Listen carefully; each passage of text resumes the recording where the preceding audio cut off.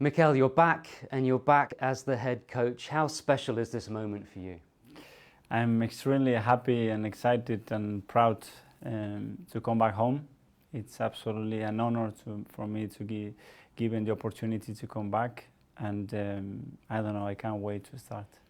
It's been emotional. When you said goodbye last time, there were tears on the pitch, a goal in your final game. Now you're back seeing familiar faces. Lots of emotions for you. It is. It's been tough to leave the environment that I was working with, and at the same time I'm so excited to come here. I know a lot of people in the organization. I started to get a little bit of feedback the last few days, how excited people were starting to be. And then I'm a little bit shocked with all the changes and improvement that the club has made in the training ground. How would you describe the club you've come back to, and how do you feel about where it is right now? Well, I think we are in a difficult moment in terms of results and in terms of what's happening around the environment. Obviously, I need time to start sniffing around the reasons why. I have an idea, a clear idea of what's happening, but I want to start working with them. I want to start looking at their eyes. I want to start to feel the environment and the culture around the club, what's going on, and I start to make a small adjustment to try to get quick improvements. You've been a player, a captain, a first team coach. Why is now the right time to make that final step? Well, I think I was very careful in the last year of my career to respect really how I was feeling. And towards the last 1 or 2 years at the club, I started to feel the necessity to start doing my coaching badges, to start to coach the young players here at the academy, and see how I was feeling, and that feeling how I was progressing. I decided to stop my career and stop playing in terms of going to a different place, and I got the biggest challenge, obviously, to work with Pep and Manchester City. So they gave me an incredible opportunity. I embrace it. I've been working in the most challenging environment that you can imagine, with the expectations every 3 days. So I've learned a lot of things in the process. I've seen a lot of things that work and they don't work, and I know how a winning culture should look like, which is for me the most important thing. Skeptics will say, oh, Mikel's never been a head coach, he hasn't got much experience. What do you say to that? I won't convince the players that I have experience. I will convince the players that I know certain things we have to do that are non-negotiables that will bring success.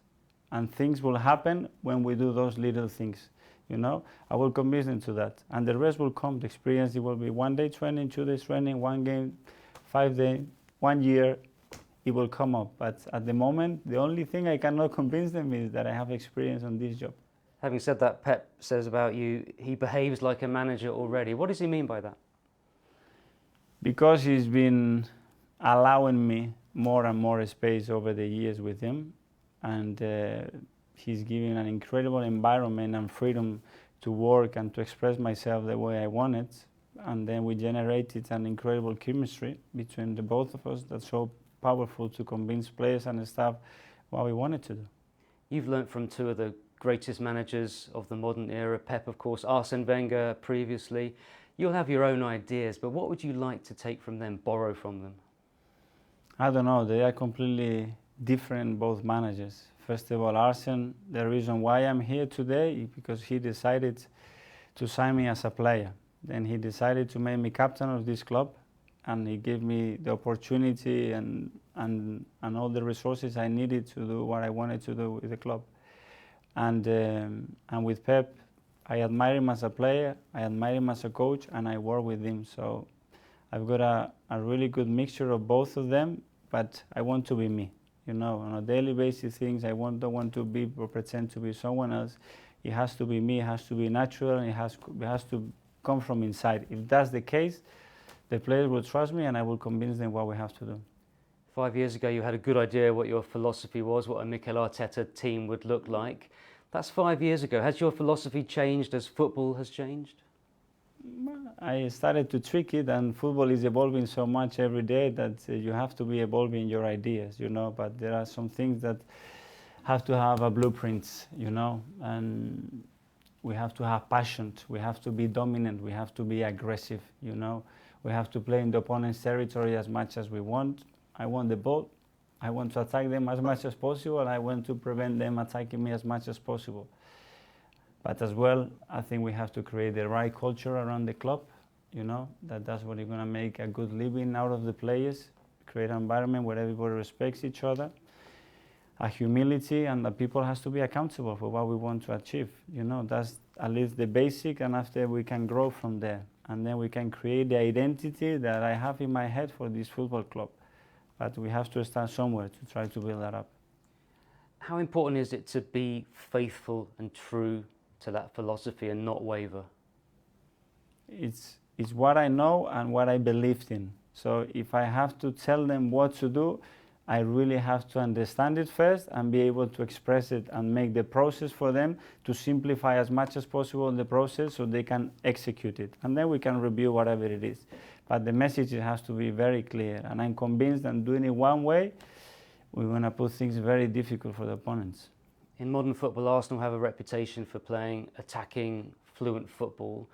It's won us fans all over the world. Are you concerned that identity has slipped?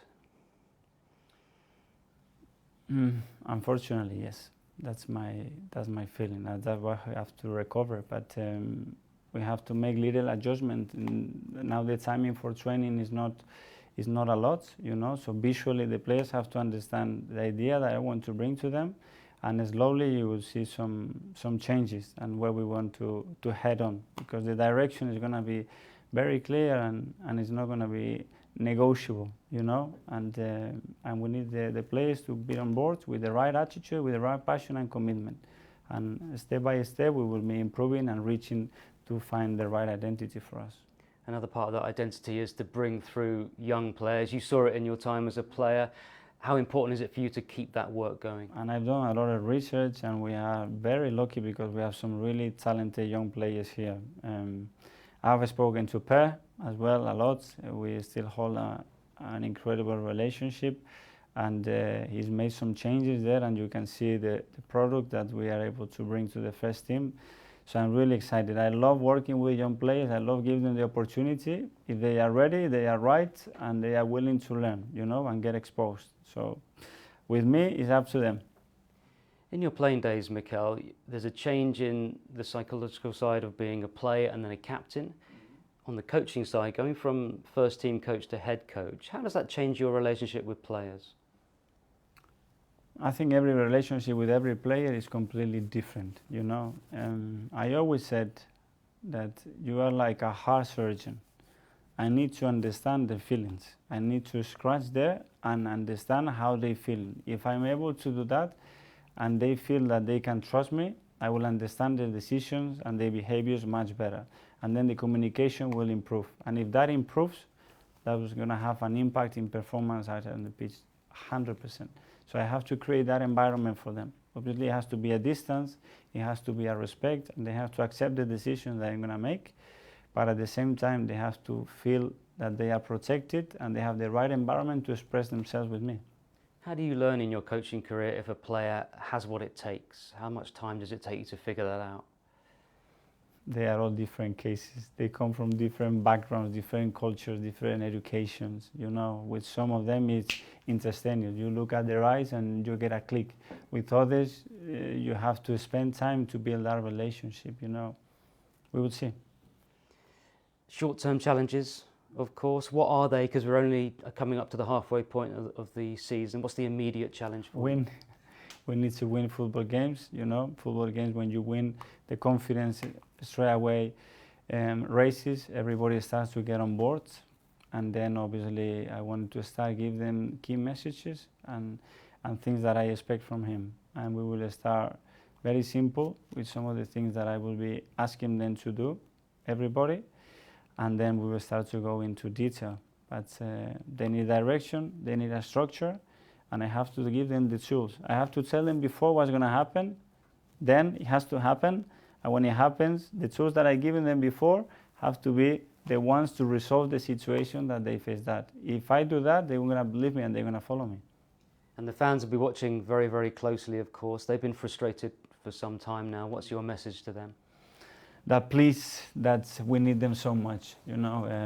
I was in the bench next to it the other day, and I felt bad. When you see the disappointment and the faces on the crowds, and I understand.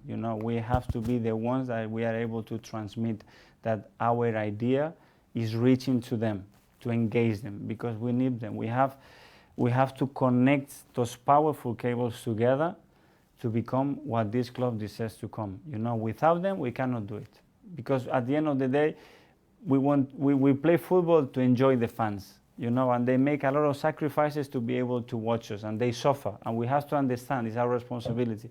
So we have to engage them. So if they give us a little bit, we give them more, and then it will be a consequence one or the other. But we need them big time. Yeah, you once said that when the crowd get going at the Emirates, I think we're unstoppable. Yeah. Because it's incredible, the stadium. And when I was here, I had an impression. When you just leave this football club and you are in the opponent's bus and you are driving and you look at a stadium and then you get into the crowd, you say, wow, this is a place. The opponent has to have fear to come to the Emirates. That's what we have to, again, create fear on the opponent. That's a big advantage.